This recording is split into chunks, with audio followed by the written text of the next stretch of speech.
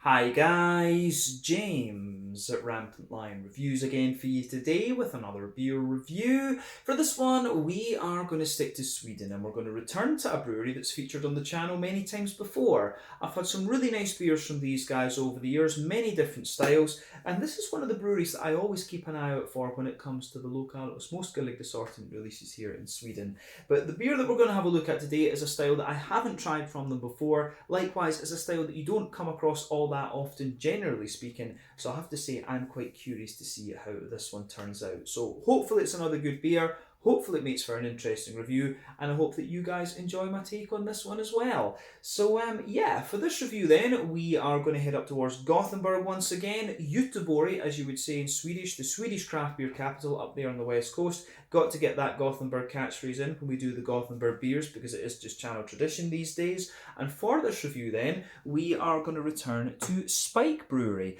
So this particular beer is called Finger Lickin' Good. It comes in at 5.6% ABV and it is an IPL or India Pale Lager. So yeah, this beer was released here in Sweden as part of the local småskaligt assortment through Systembolaget for December of 2021, and I believe this is the first Spike Brewery beer that I've had since about June or July, but I'm not 100% sure on that. But yeah, always nice to review the new stuff that Spike are releasing. Most of the beers that I've had from these guys have been different sorts of IPAs. We've had black IPAs, West Coast, New Englands, and we've had a few very nice Imperial Stouts from Spike Brewery as well. But probably my favourite beers that I've had from them over the course of the reviews that I've done have been the ones with business in the name. They always seem to do some really nice beers with business in the name. But yeah, my first IPL from them, so hopefully it's a good one. So yeah, let's crack on and see how we go. So as always with the reviews, I'll tell you a little bit about the brewery before we taste the beer. If you want to get straight to the tasting, just fast forward. All the usual links are in the video description below. That's the brewery website, the link to my other reviews that I've done from Spike Brewery before, and you will no doubt see more added to that list in the future because I do enjoy the stuff that this brewery does. But there's all the usual social media down there. If you want to see more reviews, do please consider subscribing to the channel. The whole channel, of course, has a geography-based tagging system, so you can go into the homepage and search for beer based on country, city, state, county, province, prefecture, whatever it is you happen to be interested in.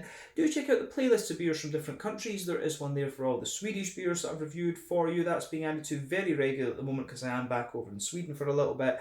And as always, please do get in touch and let me know some of the other beers and breweries that you guys would like to see me review. It's always great to hear from you guys that are watching the videos, and the support that you show the channel is hugely appreciated. So anyway, to tell you a little bit about Spike Brewery then, on to my brewery notes. So Spike Brewery, as I've mentioned to you already, are based in Gothenburg, Göteborg on the Swedish west coast, and the company was founded back in 2014 by Mats Westberg, Marcus Axberg and Martin Johansson.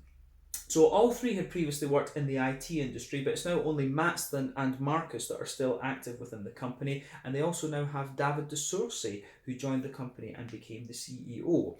But the brewer is Bernardo Gava. He comes from Brazil, and he trained in brewing at the VLB Institute in Berlin in Germany. He joined the company a few years after their beginnings. He came along in 2017. But at the moment, these guys are producing around 250,000 litres of beer per year, and about a quarter of that volume is used for contract brewing other breweries' beers. And the brewery itself can be found in the Gamlestaden area, and at the moment they have a small on-site tap room which opens up on Saturdays and also serves food.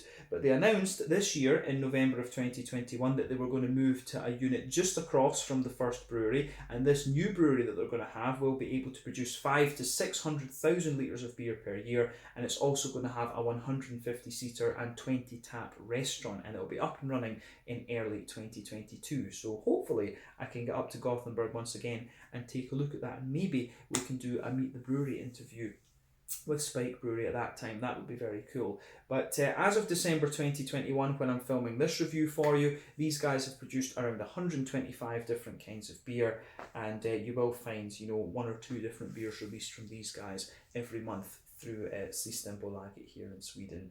But yeah, that is all I can really tell you about Spike Brewery for the moment. A really nice brewery in the Gothenburg beer scene, and if you find yourself in Sweden and you want to try good craft beer, Gothenburg, Göteborg is definitely the place to go. So yeah, that's it for your history section. If you want to learn a little bit more about these guys, you can check out the brewery website, you can follow them on Facebook and Instagram to keep up to date with all the latest goings on, and you can check the Rate Beer, Untappd and Beer Advocate pages to learn a little bit more about all the different beers that these guys have done. So yeah, let's crack on then and see how we go. We can get rid of the brewery notes for just now then. But yeah, there we go. So as you can see, the artwork on this one is a little bit different from what we've seen in the past from Spike Brewery. Plain silver top on this, of course. But yeah, it looks pretty nice, I have to say. There you can see at the bottom of the can, there is the Spike Brewery symbol, which looks pretty cool. 440ml can, and I think I paid about 40 Swedish kronor for this. So that translates to roughly €4, somewhere in the region of like £3.25 sterling, and I guess maybe in the region of like $5 American, something like that. But yeah, as we said earlier, a 5.6% IPL. I had a little look around to see if I could find out what hops and things were in this one, but unfortunately that wasn't there on the Untappd page or even on the Spike Brewery website. So yeah, we'll just need to see what we get with this one, but finger looking good. 5.6% IPL, India Pale Lager. So yeah, let's crack this guy open and we'll see how we get on. Looking forward to it. So yeah, remember the basic definition of a lager is a beer that is fermented using a cold temperature fermentation between 10 to 12 degrees, bottom fermenting yeast in other words. Ales, of course, are done with high fermenting yeasts, top fermenting yeast, and their fermentation takes place between about 15 to 18 degrees Celsius. But yeah, let's get this guy out into the glass and see how we go. So I think that's about 75% of the beer, 3/4 into the glass just now, and we can take a little look at it.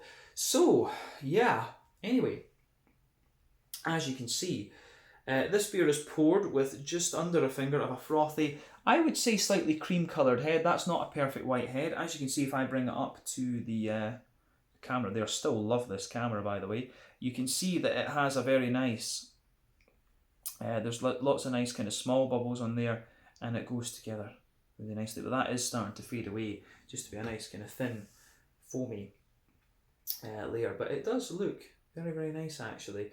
But in terms of the colour of the beer itself, it looks quite nice, deep yellow colour, this one. And you usually expect this a little bit from the India Pale Lagers. They usually are a little bit darker in colour than their Helles Lager cousins or whatever. Yeah, usually it's just different types of malt and things like that. But remember, the colour of your beer depends on 1, the type of malt that you use. That goes a long way to determining the EBC rating. 2, the length of your wort boil is also going to play a role. The longer you boil the wort, the more the sugars caramelise, and thus you get a darker colour of beer. Any adjuncts that you put into the beer or any barrel aging that you do will also play a role in that. But yeah, it does look very, very nicely. It does look very nice, I have to say. Why nicely? Brain is not working these days. But yeah, 1 or 2 big bubbles sticking towards the side of the glass, a few little ones going up towards the bottom of the head there. But overall, it does look pretty nice. So yeah, that is pretty good. But yeah, nice kind of very deep, rich yellow colour, this one. So yeah, I think we can leave it at that for the appearance. I don't think we've got anything else that we need to say about this. It does look kind of clear, but if we wipe the condensation of the glass, you can see there is a bit of a sort of natural haze to this one. I think that's just down to not being filtered, to be honest with you. But yeah, nothing else we really need to say about the appearance. Let's crack on and have a look at the aroma then. Nothing surprising when you consider this beer is an IPL. So aroma time then. Smells pretty nice actually. It's not, first impression of this would actually be that it's not overly fruity, to be honest with you. It actually does just smell a bit more like a kind of boozy, straight up lager, but I guess we'll get a bit more flavour out of it when we actually taste it. Yeah, I'd be very curious to know what hops they've used in this, because it's not immediately obvious. But yeah, general impression of this beer is that it does come across as being quite light and crisp in its aroma. You would expect this of a lager, particularly a light lager like this one. The hoppy side of things, the green component has a little bit of kind of wetness to it. It comes across as quite wet in that sense. Then you've just got a little bit of an almost dried but still slightly wet fruity character to it. So yeah, the way that this beer goes about its business, I think, is pretty nice. So it gets a thumbs up from me in that regard. But let's go into the aroma a little bit more kind of in depth. So yeah, backbone of the beer, it's got a nice little bit of a kind of bread crusty quality to it for sure. So yeah, a little bit of bread crust in this one. Yeah, a little bit of bread crusty backbone. It's almost got a little bit of a kind of wet, white bready quality to it as well. You can smell a little bit of crispness of, I do wonder if there's a wee bit of Pilsner malt in this one, because it does have a wee bit of that kind of dry crispness, and as I've told you in previous reviews, describing Pilsner malt can be a bit of a pain, to be honest with you, because it really just gives you a lot of vibe about the beer to a certain extent. You know, you get that crisp dryness in the kind of top of the nose. So yeah, aroma wise, this one is quite interesting in a sense. But yeah, so a little bit of a bread crusty quality to it, a little bit of that kind of wet bready note in a sense. And yeah, I do like how that goes together for sure. So yeah, bread crust, wet kind of white bread. It does get a little bit more kind of wholemeally and brown bready a little bit later on. But you also get a bit of sweetness in this one. So there is a bit of a straight up caramel in there. I would say that about this beer for sure. But then you've got quite a bit of a McVitie's digestive biscuity sort of thing. So yeah, aroma wise, this is quite interesting. So definitely a little bit of an oily, definitely a wee bit of a kind of oily caramelly note out of it. Some sweet kind of McVitie's digestive brown sugary notes.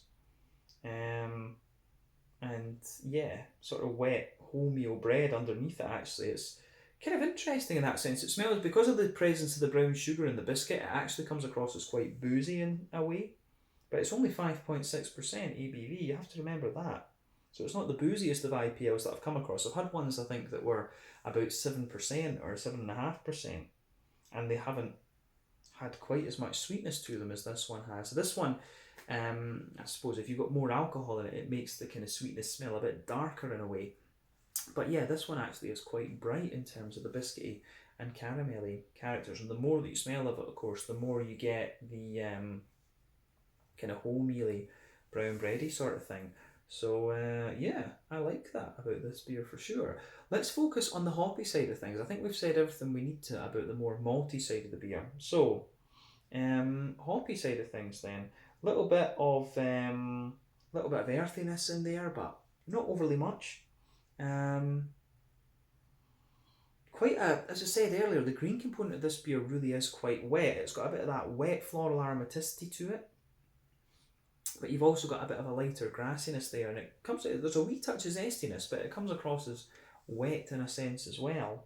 But yeah, aroma wise. Yeah, a little bit of a nice kind of floral, grassy, as I say, a little bit of a nice kind of floral, grassy sort of thing.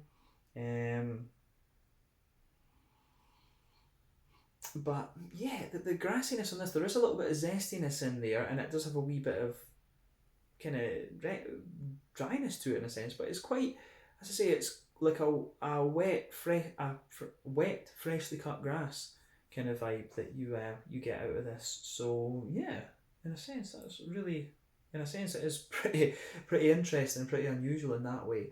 So yeah, I like that. I do like it. The aroma in this one, to be quite honest with you, it's not the most pungent of aromas, and I think this is one of these beers where you're not going to get too much. You don't get too much out of the aroma. I think it's really going to show its colours when it comes to the flavour rather than anything else. But yeah. On the fruity side of things as well, it's a bit hard to pick out exactly what's going on. I mean, maybe there's a little bit of you've got a little bit of that kind of oily, appley, peary sort of thing. There's a wee touch of gooseberry in there. I don't know. Yeah, it's a wee bit appley and peary, as I say. A bit of gooseberry, maybe a little bit of lemon lime, you know, limey type things. Other than that, there's not too much going on. Maybe a little bit of a sharp peach almost as well. I do get a little bit of an almost peachy quality out of this. So I'd be very curious to know exactly what hops were used in this one. It reminds me a little bit of almost Soriachi Ace in a way. There's just something about it, or maybe a little bit of Cashmere, Equinox, something like this. I wouldn't be surprised if there's maybe like, you know, Motueka, Equinox, Cashmere, one of these more kind of limey leaning hops. But yeah, aroma wise, this is pretty interesting. So it really just smells a little, it doesn't come across too much like an IPA in a way, because the hops, the hops are not overly pungent, and it's like quite a wet green component that you get out of this one. So yeah, I do like how this beer goes about its business in that sense. But as I always say, take a bit of time to enjoy the aroma of the beer before you get stuck into it. But I think it's about time to crack on with this one and just see how we go. So yeah, this one is the Finger Lickin' Good 5.6% IPL from Spike Brewery in Gothenburg, Göteborg, up on the Swedish west coast. It's been a while since I've reviewed one of their beers, and always nice to try new styles. Let's get stuck in. Slange, skål, cheers.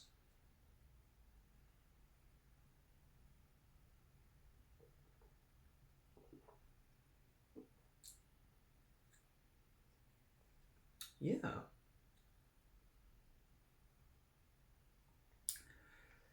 It's quite interesting really, because it just comes across as like a kind of wet, slightly boozier lager beer, to be honest with you. Um, yeah. If I tried this one blind, I don't know if I would think it was an IPL. I think I'd probably think it was a golden ale or something like that. It really does have a bit more of that golden ale type vibe to it in a way.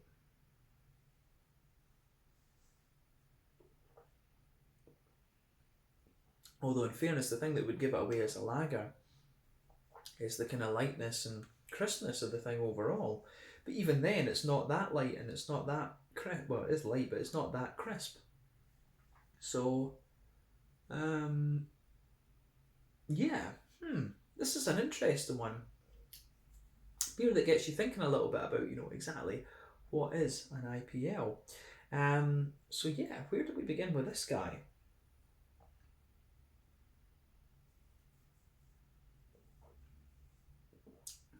So, I will say I do like this one. It is quite a nice, easy drinker. But it's just not, as I say, just not the hoppiest of IPLs that I've come across. It's the whole vibe of this beer is that it's quite smooth.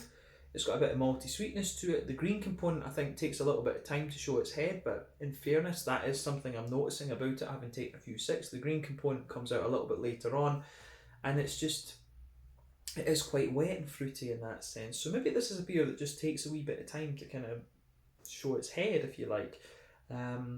Yeah. Food for thought, for sure.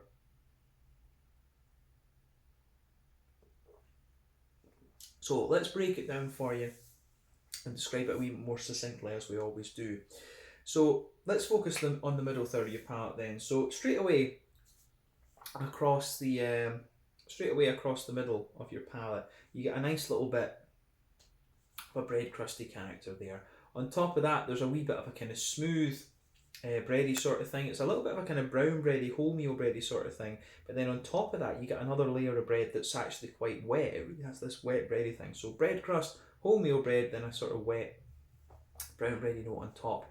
Then right in the middle of your palate there, you've got a little circle, and you can feel there's a bit of that kind of sweet McVitie's digestive biscuity sort of thing. And in fairness, this beer, the further you go into the aftertaste with it, you will feel that malty backbone, it starts to give you a wee bit of graininess in a sense. So you get a bit of an almost kind of toasty, brown sugary impression of this. But in the dead centre of your palate, you've got a straight up sweet caramel, and that's covering up the booziness of this beer. So in fairness, if you concentrate on the flavour that's in the dead centre of your palate, it feels a little bit more boozy. But yeah, dead centre of your palate there. Then as you move further out towards the edge of that, you get a little bit of the kind of McVitie's digestive biscuity sort of thing. And yeah, I do like how all of that goes about its business. So yeah, it does just feel, the darkness of the brown sugar in this just makes the beer feel a little bit more boozy, and that's one of the things I've always found with the IPL as a style. To be honest with you, they're quite. It strikes me as being quite a difficult style to brew because they can quite often just feel really, because it's not an ale, it doesn't quite have the same level of malt content, so they can feel quite boozy in a lot of ways. But yeah, and it's probably just the lightness of the mouthfeel and the lack of yeasty presence. Maybe that rather than the malt. But yeah, the IPL is a difficult style to get right. But I do like how it goes together in that sense. But where I was going with that is that this beer just feels a little bit boozier than its ABV. So just bear that in mind with it. So yeah, you get a little bit more booziness in the dead centre of your palate, but toward the back of that middle third of your palate, as I say, you get a little bit of a kind of crisp. You do get a little bit of that kind of crispness. So I think there's a wee touch of Pilsner malt in this one. So just towards the back of that middle third of your palate, you certainly get a little bit of that drier, more crisp Pilsner type malt there, and that sits kind of. It's actually quite present in the border region between middle and back third of your palate there. So it just builds up, and you get that nice crispness out of the beer. So yeah, middle third of the palate in this one is quite interesting. So bread crust, brown bread, wet brown bread, bit of brown sugar, sweet caramel in the middle, bit of McVitie's digestive biscuit, and it's just got that booziness to it, but a bit of a crisp character toward the back of that middle third of your palate. So yeah, interesting. So let's look at the back third of your palate then. Base of the back third of your palate. You get a bit more of that kind of grainy bread crusty sort of thing, and it's a bit more intense because it's the back of the palate, and as I've always told you, the more bitter grainy flavours come out towards the back of the palate. On top of that, you've got a wee bit more of you do have a wee bit more of that sort of brown bready sort of thing, so you can feel that brown bready layer is a little bit thicker. Yeah, you get a wee bit of that more kind of brown bready layer in there, which just feels a bit thicker and a wee bit more grainy. And then on top of that, you get a little bit more of a kind of yeasty character. You get a bit more of that yeasty character coming out of the beer. So in this case, the yeasty note for me, it has a little bit of that more, feels like a little bit more of a dense bready sort of thing. There's a wee touch of bread crusty character to it. But yeah, I do like that. I do quite like how that goes together. But yeah, I think there's not really much else to say on the malty and yeasty side of things, as it does come across, in some ways it comes across as quite golden ale-like, but it's one of the more bready IPLs that I've come across, I would definitely say that, and it does feel a bit boozier than it does feel in the flavour a bit boozier than the 5.6%. But let's focus on the hoppy side of things with this one then.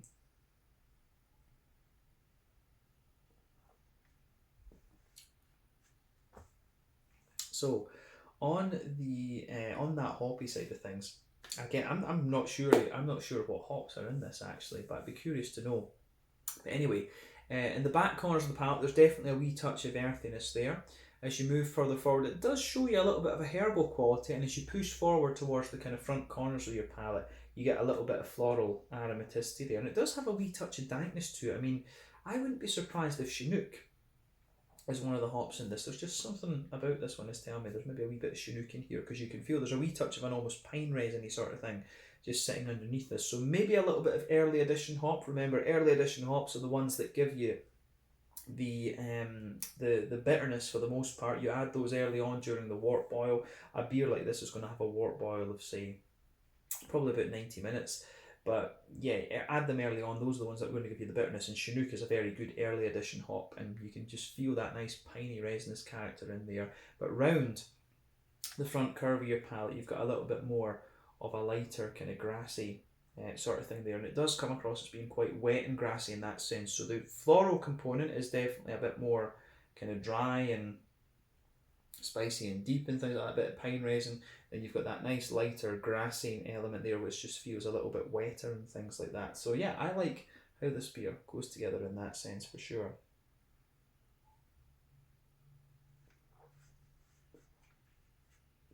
Yeah. In terms of I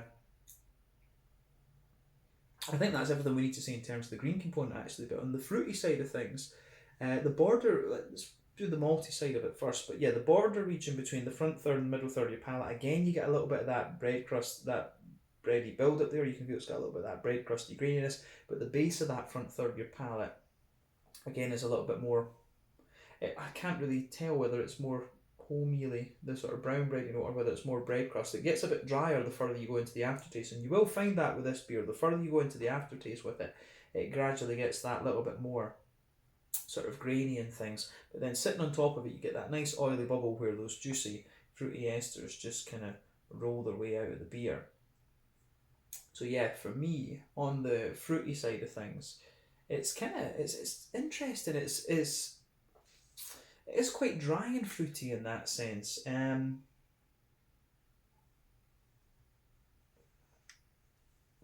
So there's something about this that's telling me there might be a little bit of I think it's Chinook and Cascade, are two of the hops in this.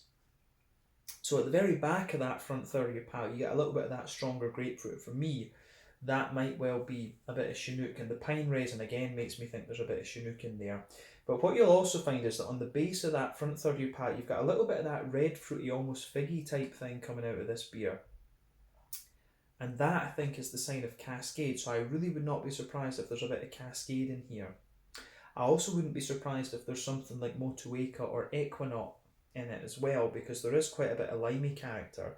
So for me, the back half of that front third of your palate, as I say, a bit of grapefruit, a bit of a kind of juicy figgy quality as you come further forward. Then as you move into the front half of the front third of your palate, it's a little bit gooseberry like. And then you've also got a bit of that kind of stronger limey character coming out of the beer. So yeah, you will get a few little bits of an oily peary character, a wee bit of an appley kind of note out of it too.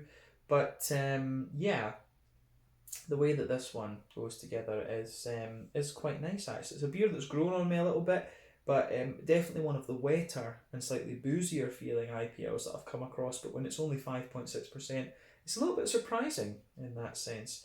So yeah, this one is really showing you the kind of danker side of the IPL, and it strikes me as being a little bit more old school in its hop profile. So I really would not be surprised if the hop bill in this one is something like Chinook, Cascade, and a bit of Equinaut or Motueka, or something like that.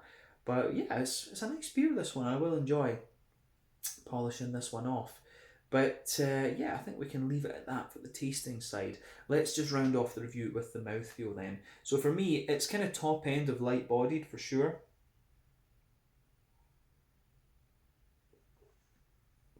Yeah, carbonation is nice and smooth in this one. And overall, it has got quite a wet and a little bit of an oily mouthfeel to it as well, I would say. In terms of IBUs, what would we say with this?